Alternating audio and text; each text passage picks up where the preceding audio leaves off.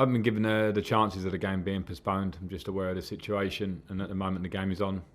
We know that Manchester City had some positives within their training ground. We have had a couple ourselves, but not on the playing staff, and that's the current situation. Have you any concerns, Frank, about playing in the game, or how safe do you as players and staff feel in the current climate? Well, generally probably as safe as the public, because of the new surge in numbers that we're seeing. So I think, and that's relatively, I think we feel the same. What we are is in probably a more protected environment, certainly in the workplace. I know some people are working from home or staying at home, but we're now being tested twice a week. I think that was really important. I don't understand why we went down to 1, so 2 is important. And it seems to me the situation in a minute is that we go game by game, in terms of the games that have been called off have been because of positive tests around that game itself. And I understand that. Let's just see how it goes, because as I say, I think it's uncertain times. The game itself, the teams are level on points. City, albeit, have a couple of games in hand. But what significance are you putting on this game? Oh, significant for ourselves because it's a game we want to win against a very good opposition. They're always going to be there or thereabouts. Man City, we know that. So to be up there with them, even with our recent run of form in the last few games, is a plus and an opportunity to win a game against a competitor. What's the team news for the match? Is Hakim Ziyech fit to start if required? He's fit to train. He's trained the last few days, 2 or 3 days. So I'll have to make that decision in terms of whether he's ready to start. Other than that, Reece James is out. Reece has got a small hamstring problem. Okay, thanks, Frank. Thank you.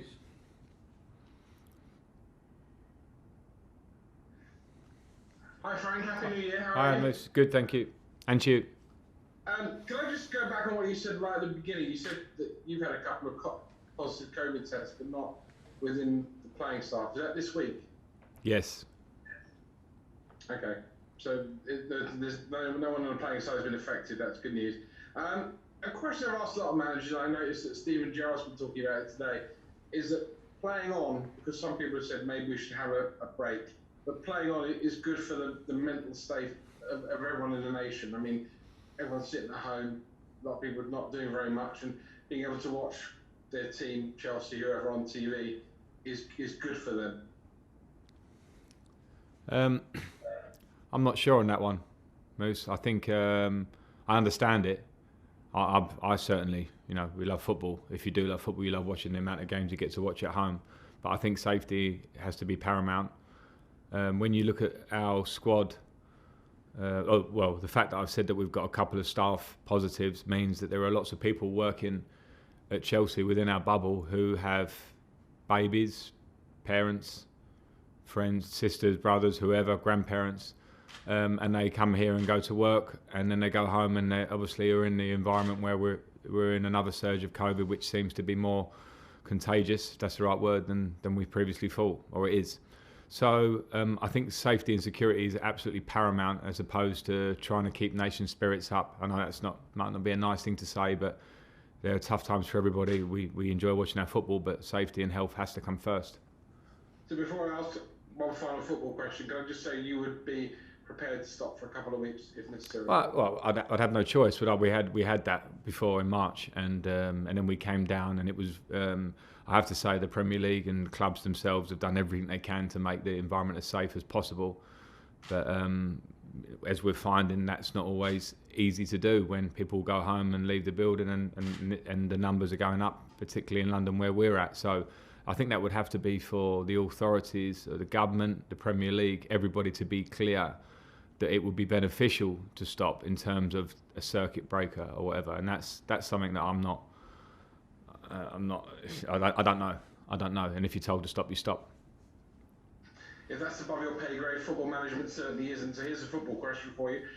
Beginning of the season, over a course of a Premier League weekend, we would see anything between 30 and 40, 45 goals scored. There were some unbelievable scorelines.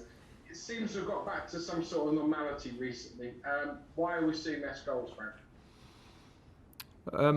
I don't have an absolute answer for that, but from our own terms, I can only just talk football, and it's hard to say whether I think the crowd has affected. No crowd has affected football, but I'm not sure how much or why.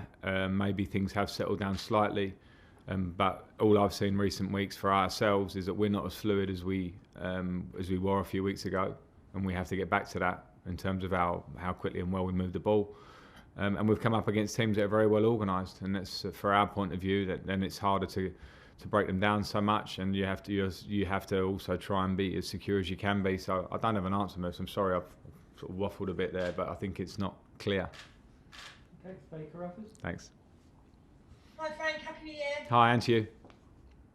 You've got a really good record at home to Manchester City, but they obviously have the best defensive record in the league this season. So how confident are you going into this match, and where can you see their weaknesses? Well, I'm confident in us as a team, because I know when we play, particularly at Stamford Bridge, and play as well as we can, then we have opportunity to beat anybody. When I say that, Manchester City are right at the top. So when we beat them in restart, for instance, 2-1, it was a really difficult game in which we had to suffer at times because they're such a good possession-based team. So I'm confident in us. I know we need to be at our best to win because of the level of opposition.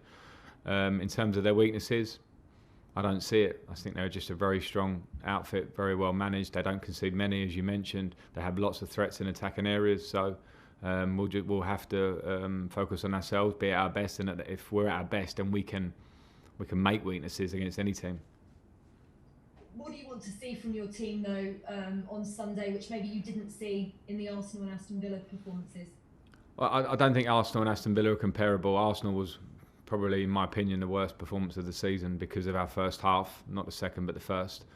And we have to accept that sometimes that can happen. Every team in the Premier League has had one or two of those at least this season. We've seen that in terms of consistency. Villa wasn't. Villa had more energy. We had opportunities. We should have won the game. But we have to keep those energy levels up. It was slow against Arsenal.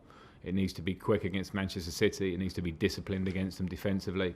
So I want to see real discipline in the way we defend and a lot of speed in our game when we attack. How important is it, though, mentally to start off 2021 with a win?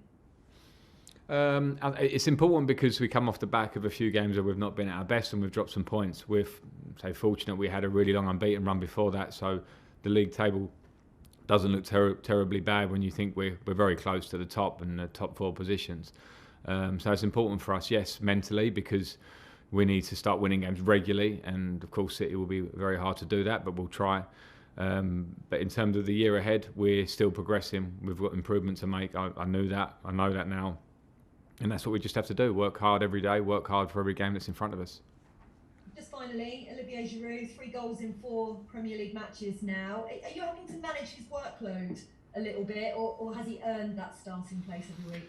I think I've managed workload over Christmas. We have a squad and I have to use that. We also look at Tammy Abraham, and I think his recent goals record and this season goals record in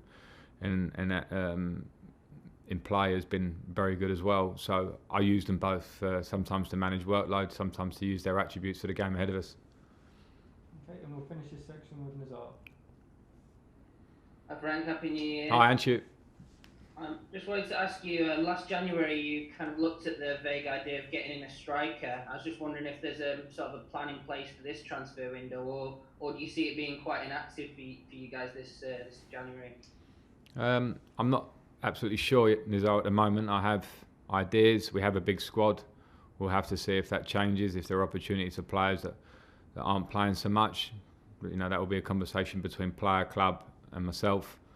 And then we'll see whether we feel that we can strengthen in the right way. But we're not jumping up and down to do so. My focus this year is purely on work because we have new players, because we have young players. I'm focusing on that, but we'll see. It's a long month. Okay, we'll end the broadcast section there.